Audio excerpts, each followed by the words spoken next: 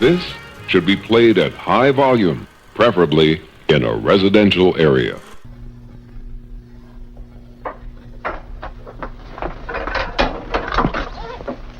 You know, the interesting thing was at the beginning of that day, you were a little apprehensive about, you didn't have the experience with camera work. And you came out there and a lot of your focus was on, am I doing the right thing? Am I shooting this right? Am I doing this right? But by the end of the day, all you were talking about was meeting the cool veterans that we talked to, all the guys that had served. Yeah. And your focus had gone from the worries about you and the trepidation about your part of the production to, wow, what a cool thing this was, and look at all the great people that we met.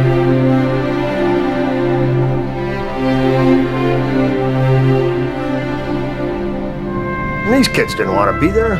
You know, 17, 18, 19 years old, they wanted to be shooting 22s at rabbits, not M1s at other young men.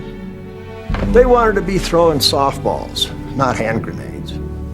But there was an evil force loose in the world, and it fell to them to have to deal with it, because when the challenge came that the society said to them, you got to go out there and fight. And they did.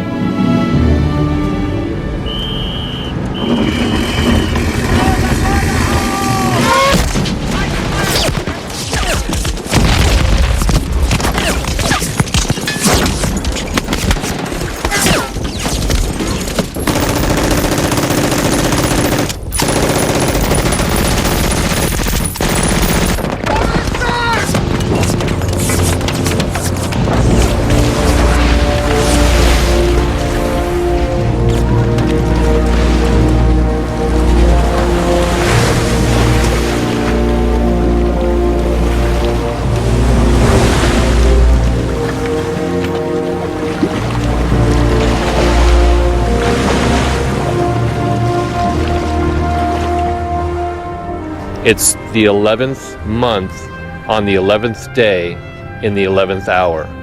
So today is a day where we honor the sacrifice made by veterans, honor their service to our country. These people were our mothers, our fathers, our aunts, uncles, our brothers and sisters. They're Americans of every creed, nationality, religion, that all served and fought to protect this way of life, to give us the ability to do what we're doing here today by having a TV show on cable access. So we thank them and we honor them, and today is about them. So Veterans Day, Project Placebo, stay with us.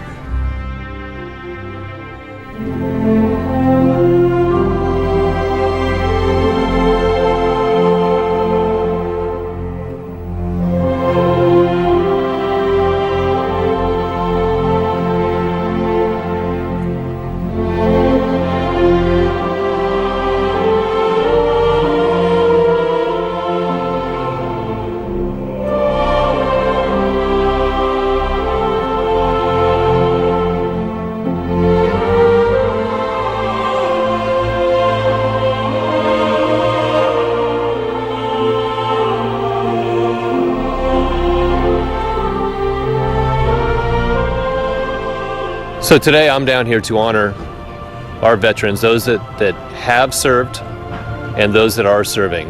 This is a deeply personal subject matter for me because I am a vet myself. I went into the service, joined the Navy, and within 2 months I found myself in Chicago, Illinois in the middle of winter on a Navy boot camp called Great Lakes.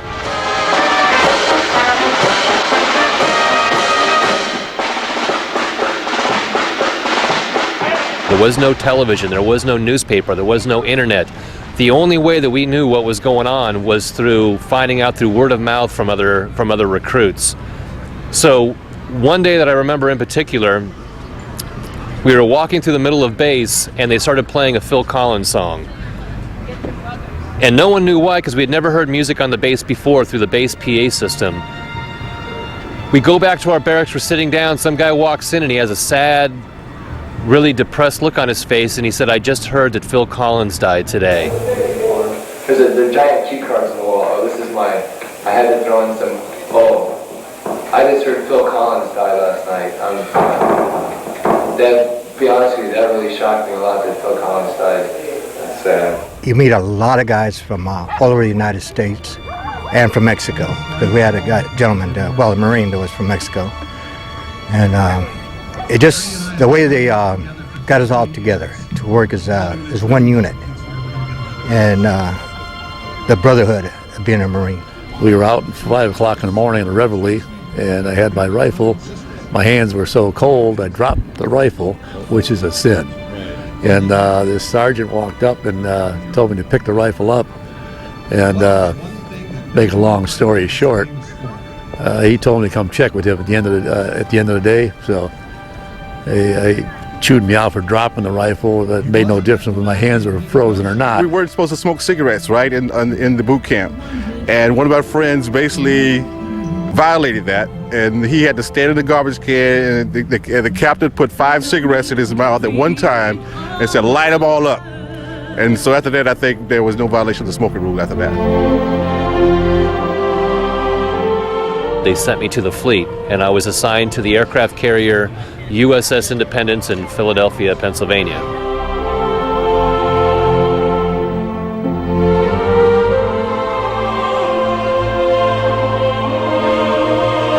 So here I am thinking I'm going to the fleet, I'm going to sail, I'm going to be a sailor, but when I get there, the ship's on cement blocks.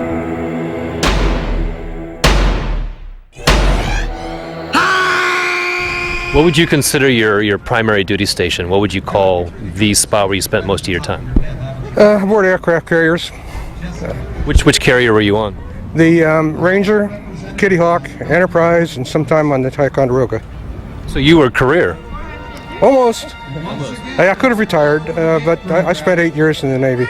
Most of the time I was in Da Nang and Hue, up north of Vietnam. I was there for 16 months throughout, like I said, all of to Da Nang, Hue, Phu Bai, DMZ. So it was all on the field. We were the first carrier actually to be in the Gulf in over 15 years. It was an interesting time. The media pool, which is CBS, NBC, Fox, all the affiliates, the media pool was actually stationed on our ship because we were the closest to the action. So we had, at one point, we had Dan Rather on our ship doing news reports. So it was very, very surreal to know that the entire world was watching us, that Dan Rather is doing news reports from 10 feet away. Then we'd go down and watch the newscast later that night. This is the CBS Evening News. Dan Rather reporting tonight from aboard the carrier USS Independence, just outside the Straits of Hormuz. We'll tell you in a moment exactly what's happening on this carrier, which is one of the hubs of President Bush's strategy in and around the Persian Gulf. First, let's tick off some of the developments of the last 24 to 48 hours.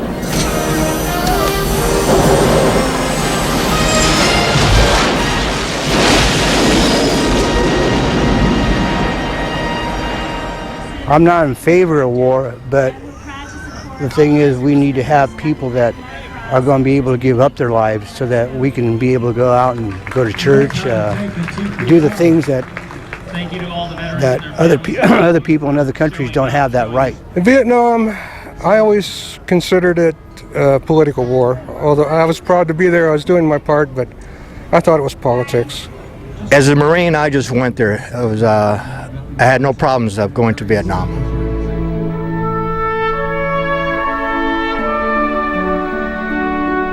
It gives an opportunity for a young person to mature quickly, get some regiment in their life, get some order in their life, respect for others, and there's nothing better than representing your country. You better have an open mind and understand that, you may not come back.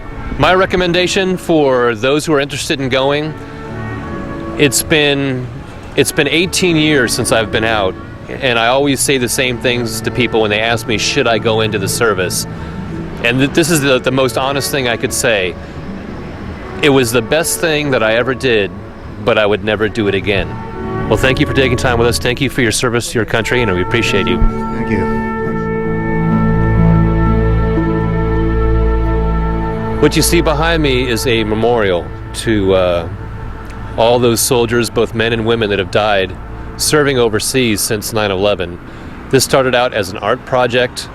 slash memorial for those that had passed. And what started out as a dozen wooden crosses has now turned into nearly 5,000 crosses. The actual number is 4824, which is 4,824 military people have lost their lives since 9/11. Thank you for tuning in to Project Placebo. It's been a very, very touching show for me, very interesting to talk to my fellow vets, and thank you for watching.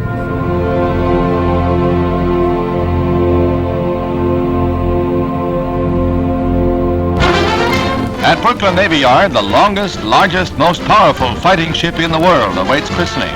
She's the 4th and largest Forrestal-class carrier, and the 5th ship to bear the name Independence. The first was a 10-gun sloop commissioned in 1776. The latest will carry 100 supersonic jets with H-bomb capability. The most powerful radar aboard any carrier helps make her a potent counter-weapon to Russia's submarine fleet. Christened with a proud name by Mrs. Thomas Gates, wife of the Secretary of the Navy, is USS Independence, over 1,000 feet of matchless fighting machine.